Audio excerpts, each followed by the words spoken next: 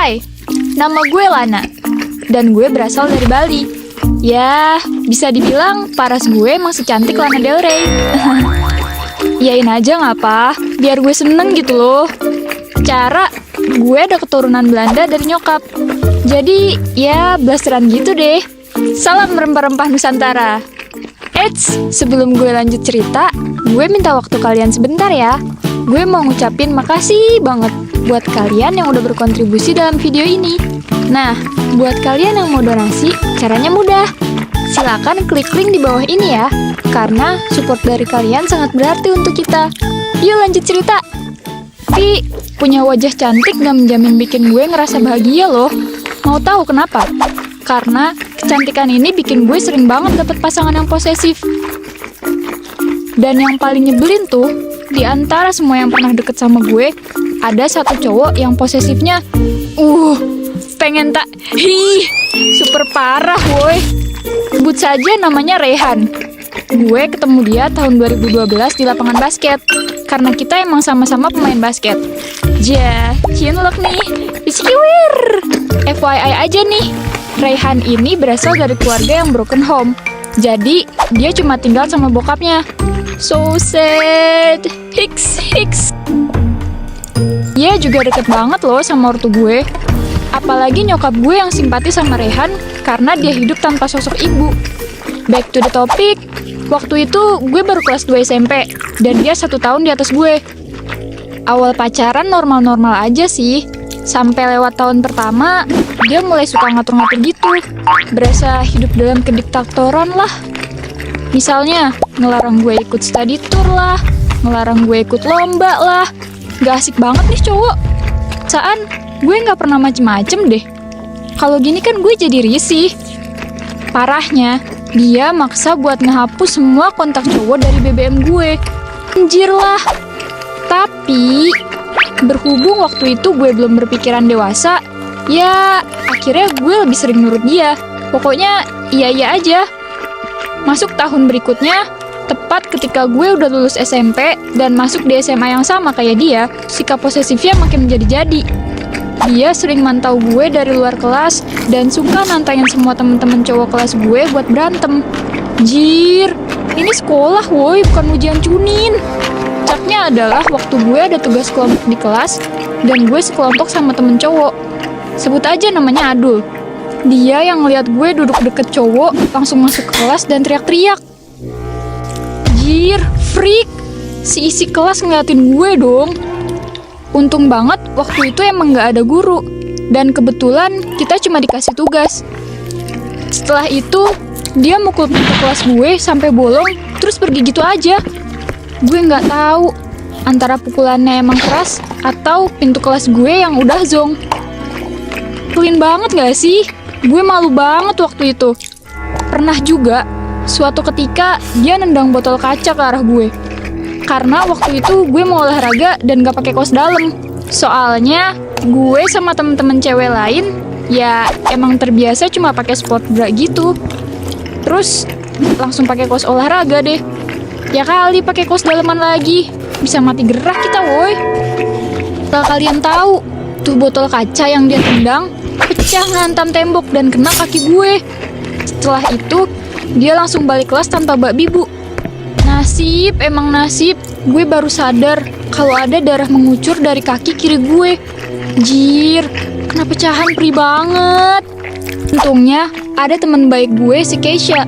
Dia langsung bawa gue ke UKS.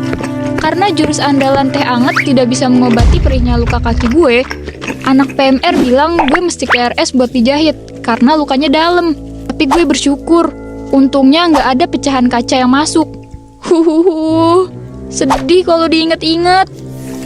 Setelah kejadian itu, dia minta maaf habis-habisan ke gue. Dan begonya gue malah maafin. Meskipun dalam hati gue udah mulai ilfil sama tuh anak. Gue coba jelasin ke dia kalau dia udah melangkah terlalu jauh.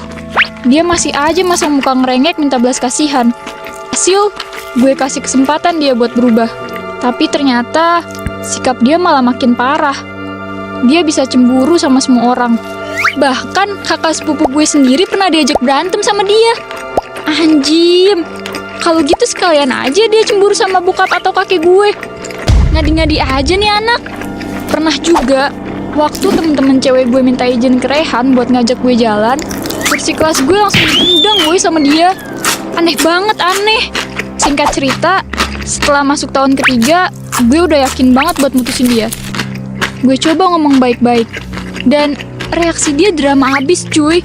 Berasa sinetron Indonesia yang gak ada tamat-tamatnya. Rehan nangis mohon-mohon, bahkan sampai nyakitin diri sendiri. Asli, gue udah mentok banget kalau mainnya beginian. Bahkan dia nyumpahin gue yang aneh-aneh kalau gak balikan sama dia. Dalam hati gue, sampai lo nyumpahin gue. Semenjak itu, si Rehan mulai ngerokok untuk nunjukin kalau dia sakit hati. Jujur, entah kenapa lubuk hati gue yang terdalam masih ada rasa kasihan lihat dia. Tapi, gue udah terlalu banyak ngalah. Gue juga kasihan sama diri gue sendiri. Belum gue mencintai orang, gue mau mencintai diri gue terlebih dahulu. Self-love lah, kata anak muda zaman now. Belum selesai sampai situ. Beberapa bulan setelah putus pun, dia tetap posesif. Pernah waktu itu, gue diajak jalan sama temen cowok gue, namanya Andra. Gue sama Andra lagi naik mobil, dan tiba-tiba ada motor yang ngetok-ngetok kaca mobil sebelah kanan. Kita kaget dong, dikiranya begal anjim. Terus nih orang nyerempet mobil Andra, dan secara nggak langsung ngarahin biar berhenti di pinggir jalan. Andra ya jelas emosi lah. Terus pas dia mau turun dan bersiap buat gelut, tiba-tiba orang yang gue kira begal ini buka helmnya. Dan ternyata, nih orang adalah Rehan. Secara refleks, gue nahan Andra buat jangan turun. Di luar mobil, Rehan teriak-teriak sampai diliatin banyak orang. Dia bilang ke orang-orang di jalanan, kalau si Andra udah ngerebut ceweknya. Gue takut, dicampur malu banget, asli. Gue mutusin buat turun, ngomong baik-baik ke dia. Akhirnya Rehan berhenti, tapi gue mesti diantar pulang sama dia. Akhirnya, gue sampai minta bantuan ortu gue buat ngomong ke Rehan kalau gue pengen sendiri. Sampai gue kuliah ke Jogja, dia masih sering berusaha kontak gue. Tapi gue balas seadanya. Gue masih trauma sama sikap dia. Dan sampai sekarang, di umur gue yang udah 22, masih ada nomor yang gak gue kenal nelponin gue mulu. Gak ngomong apa-apa, cuma manggil nama gue aja. Dan feeling gue sih itu Rehan. Gue sih maunya kita bisa jalin hubungan pertemanan yang baik. Dan berharap yang terbaik aja buat dia. Buat kalian yang masih muda, lebih baik fokus sama tugas utama kalian, yaitu memperbanyak ilmu dan kegiatan yang positif. Kalau ketemu orang modelan gini, ya amplop, asli, rasanya campur aduk pengen Kalau pacaran pun, yang sewajarnya aja, jangan berlebihan, karena apapun yang berlebihan itu nggak baik. Kalian berhak menentukan arah tujuan kalian, bahkan hati sekalipun. Jangan sampai hati dan perasaan kalian korbankan untuk seseorang yang buat kalian menderita. Sekian cerita dari gue.